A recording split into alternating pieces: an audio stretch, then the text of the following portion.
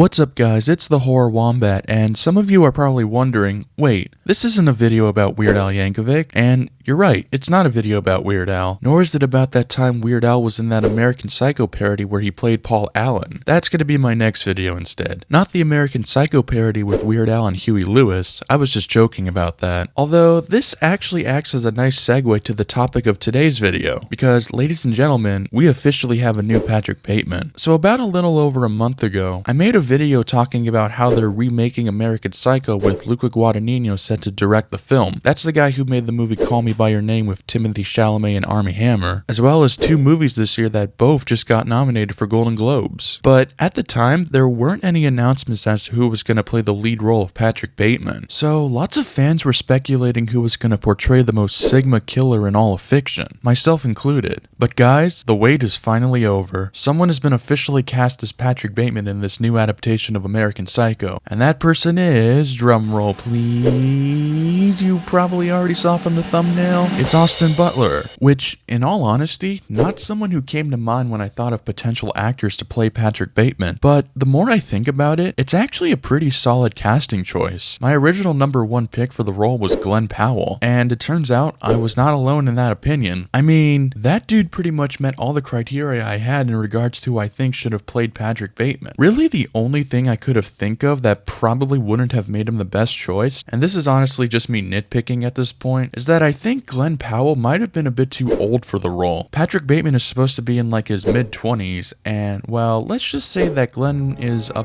bit older than that. Let's actually take a look back at the criteria I had for the casting choice of Patrick Bateman. I said he should be played by a talented and well-liked actor who's also in really good shape. And I mean like really good. We're talking about a character who can do 1,000 crunches in his daily morning exercise routine. Now, do I think Austin Butler meets all this criteria?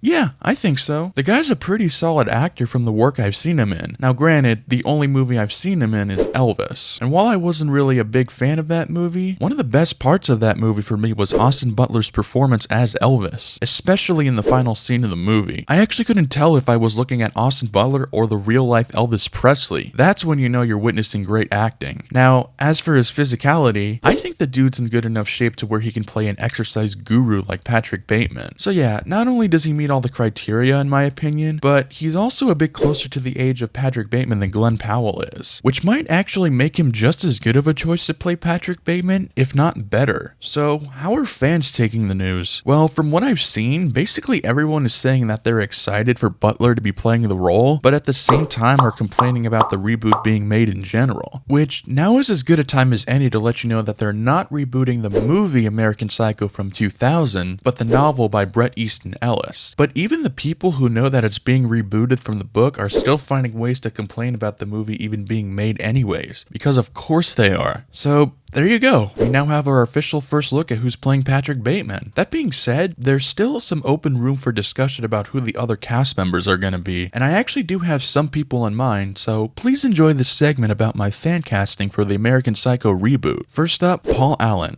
Now, Paul Allen is kind of a little douchebag. If you've seen the movie, he's obviously very arrogant and doesn't really seem to care about what's going on. So who do I think is a likely choice for this role? Honestly, I'm going to say Timothy Chalamet. I don't know why, but he really seems to give off similar vibes to Jared Leto for some reason. Although, to be fair, I am probably the only person in the world who would even go as far as to say that. But having seen Chalamet as an actor, the dude has got a really diverse acting range, including playing rather douchey characters. I mean, look at his character in Lady Bird for instance. That guy did not give a damn. It also helps that he's worked with director Luca Guadagnino twice before, including in a horror movie called Bones and All. I mean, yeah, lots of other actors can pull off playing arrogant egomaniacs, but I wouldn't be surprised if the role goes to Chalamet. Another casting choice I had in mind was for the character of Detective Donald Kimball. For a quick recap, he's the guy that's investigating the disappearance of Paul Allen after, you know, he got f***ed. murdered. I think Kimball is definitely an ambiguous character, as evident by the conversations we see him have with Patrick Bateman throughout the movie. Now, there is one actor who immediately came to mind for this role. Not only has he worked with director Luca Guadagnino recently, but he also knows how to play ambiguous detectives thanks to his role as Benoit Blanc in the Knives Out movies. That's right, I'm nominating Daniel Craig for Detective Kimball. I mean, yeah, that might seem a bit random at first, but given the context I just gave a second ago, I think Daniel Craig seems like the perfect choice. Lastly, let's talk about Patrick Bateman's fiancée, Evelyn. They may be engaged, but their relationship is pretty toxic, all things considered. Probably because Patrick is a giant dick to Evelyn, and yet somehow Evelyn manages to put up with his shit until they eventually part ways. Now, who's a young and spry actress who's had a lot of experience being in relationships in movies and TV, and also kind of resembles Reese Witherspoon? I mean, the only person that comes to mind is Sydney Sweeney. Yeah, I know, that's a pretty lame answer and all, and there's probably gonna be some people watching this like, oh, come on, man, that's such a generic choice for this movie. And I'm like, yeah, but look at who's playing Patrick Bateman, for crying out loud. Seems like a more obvious answer than not, right? And I think the same can be said about Sydney Sweeney. Look, I'm sure there's better options for the role of Evelyn, but at the same time, I'm not opposed to seeing Sydney Sweeney have her own take on the character. I mean, she's a pretty decent actress, all things considered, but in the end, this is just me fantasizing at this point, and I'm sure they'll reveal more of the cast members sometime soon. Now, will it be any of the actors I mentioned? Probably not, but hey, you never know. So yeah,